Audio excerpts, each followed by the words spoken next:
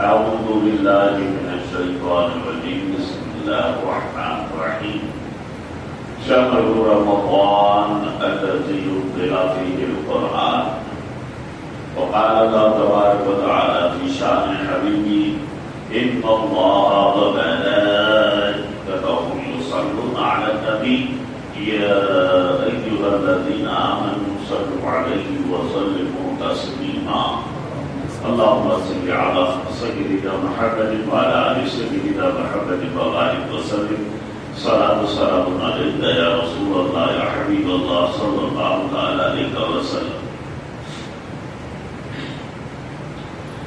معزز حاضرین کرام، ماہ رمضان المبارک کی آمد ہے جو ہم پر آیا فکر ہے. جب ماہ رمضان المبارک کا چاند نظر آتا تو آقا مدینہ راحت قلب و سینہ حضور احمد مجتبی محمد رسول اللہ صلی اللہ علیہ وسلم صحابہ کرام سے مخاطب ہو کر ارشاد فرماتے کہ لقد اذلکم شہر عظیم، کہ لوگوں ایک عظمت والا مہینہ تم پر سایہ کر رہا ہے. یہ سایہ کر رہا ہے محاورہ ہے. لوگ اکثر کہا کرتے ہیں کہ باپ کا سایہ سر سے اٹھ گیا، اور باپ والے بچے سے کہا جاتا ہے کہ یہ تو باپ کے سائے میں ہے، یعنی باپ کی حمایت میں. ماہ رمضان المبارک آئے تھے مسلمانوں کو اپنی حمایت میں لینے کے لیے. اب یہ ماہ رمضان المبارک ہم سے جدا ہو رہے ہیں. ہمارے ساتھ کے بہت سے ایسے لوگ تھے جو گزشتہ سال رمضان شریف میں ہمارے ساتھ ہوا کرتے تھے، ہمارے ساتھ صفوں میں نمازیں تراویح ادا کیا کرتے تھے. افطار کا دسترخوان وہ ہمارے ساتھ روزے بھی کھولا کرتے تھے، افطار بھی کیا کرتے تھے. بہت سے لوگ ایسے تھے جو ماہ رمضان مبارک کے انتظار میں تھے، اور اسی انتظار میں وہ آج اپنی قبروں میں جا کر کے سو گئے. ہم اور آپ خوش نصیب ہیں، اللہ رب العزت نے پھر ایک مرتبہ ہمیں کو ماہ رمضان المبارک سے ملنے کا موقع سرفراز فرمایا ہے.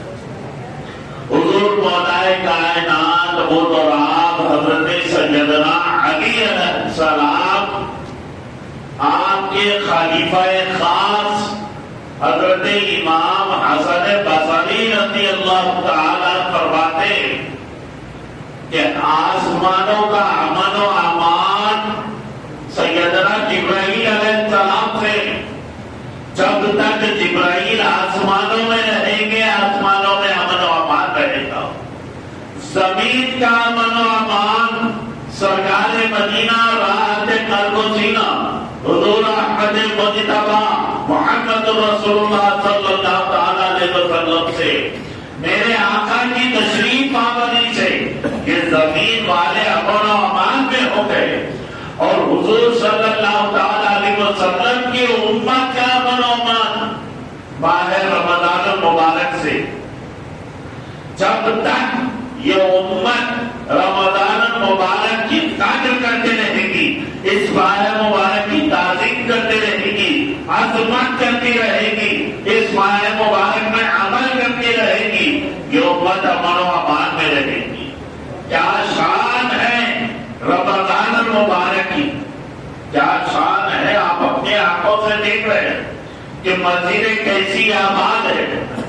کوئی نفل پڑھ رہا ہے، نوافل ادا کر رہا ہے، تو کوئی قرآن پاک کی تلاوت کر رہا ہے، کوئی ذکر و اذکار میں مشغول ہے، تو کوئی اپنے گناہوں کو یاد کر کے رو رہا ہے. تو میں پوچھتا ہوں یہ کیفیت کے حال ماہ شعبان میں نہیں تھی، اور میں شوال میں رہے گی. رمضان کے آنے کی اچانک انقلاب کیوں برپا ہو گیا؟ یہ حالات تبدیل کیوں ہو گئے؟ یہ معاملہ پلٹ کیوں گیا؟ آخر اس کی وجہ کیا ہے؟ تو اس کی وجہ یہ ہے کہ یہ ابلیس شیطان جو بہکانے والا ہے، رمضان کا چاند نظر آتے ہی وہ قید ہو گیا ہے. اس کے قید ہونے کی وجہ سے ہمارا حال یہ ہو گیا ہے کہ ہمارے دل اولیاء اللہ کے دلوں جیسے ہو گئے. ہمارا حال یہ ہے کہ گناہوں کی طرف ہمارا دل نہیں چاہتا، آنکھ نہیں کہتی کہ گناہ کی طرف دیکھے، ہاتھ بھی گناہ کی طرف نہیں بڑھتے، نہ پیر گناہ کی طرف چلتے ہیں. ہمارا دل اولیاء اللہ کے دلوں جیسا ہو گیا ہے. ہمارے دل کی کیفیت تبدیل ہو گئی. کیوں؟ اس لیے کہ وہ ابلیس شیطان جو بہکانے والا ہے وہ قید ہو گیا ہے. مگر میرے دوستو، ہمارا ایک اور بھی دشمن ہے، وہ نفس ہے، جو یہ بھی ہمارا دشمن ہے. لیکن ابلیس قید ہونے کی وجہ سے یہ تنہا ہے، اکیلا پڑا ہوا ہے. اب ہمارے رمضان المبارک جا رہے ہیں اور جاتے جاتے ساتھ کی ساری خوبیاں بھی لے جا رہے ہیں. اور یہ ابلیس، یہ شیطان کیسے آزاد ہونے والا ہے، اب چھوٹنے والا ہے. اب جیسے ہی یہ چھوٹے گا، سب سے پہلے گھر کے بیٹی سے چوری کروائے گا. گھر کا بیٹی کون ہے؟ گھر کا بیٹی ہمارا نفس ہے. ابھی یہ اکیلا ہے، اسی لیے دبا ہوا ہے. رمضان جانے کے بعد شیطان قید سے آزاد ہونے کے بعد اب یہ کیسے کیسے گناہ سے کرواتا ہے، کیسے کیسے تماشے کرواتا ہے. دیکھیے، دو کام ایسے نیک کام ہے، لیکن ایک میں نیکی کم ہے اور ایک میں زیادہ. لیکن پہلے تو یہ نیکی کا کام کرنے نہیں دیتا. اگر دیا بھی تو وہ کام کرنے دے گا جس میں ثواب کم. یہ دشمن ہے جس کو اللہ نے فرمایا کہ تمہارا دشمن، تو کیا اس کے دشمن ہونے میں کوئی حرج ہے، کوئی شک ہے؟ نہیں. دشمن بھی کیسا دشمن ہے؟ دیکھو دوستو، آخری وقت ہے، نزا کی کیفیت میں پڑے ہوئے ہیں. ایسے نازک وقت میں بھی یہ شیطان آخر ہمارے ایمان چھیننے کی کوشش کرتا ہے، ایمان چھیننے کی کوشش کرے گا. یہ دشمن ہے، بہرحال دشمنی نکالنا چاہتا ہے، وہ دشمنی نکال رہا ہے. ماہ رمضان المبارک آئے تھے، کیا شان تھی رمضان المبارک کی.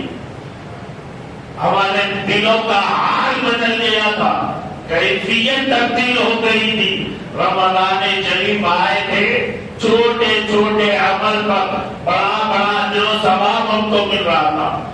ہم نفل پڑھتے تو فرض کا ثواب ہمیں مل رہا تھا. فرض پڑھ رہے تھے، 70 فرضوں کا ثواب ہمیں دیا جا رہا تھا. اب ہمارے رمضان المبارک جا رہے ہیں، ساتھ کی ساری خوبیوں کو بھی لے جا رہے ہیں. اب فرض کا فرض ملے گا، نفل کا نفل ملے گا.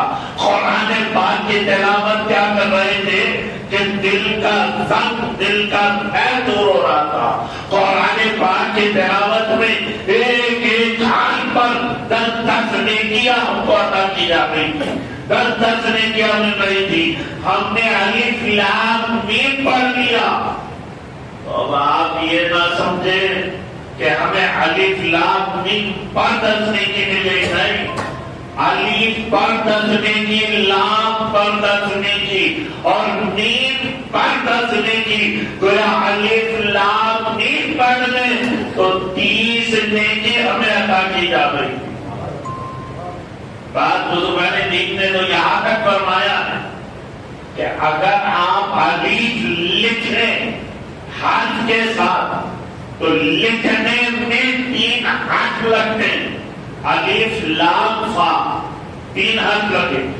لام لکھنے میں 3 حرف لگتے ہیں، لام الف میم. اور میم لکھنے میں 3 حرف لگتے ہیں، میم یا میم. تو جہاں لکھنے میں 3 دن ہاتھ لگتے ہیں تو رب کی رحمت کا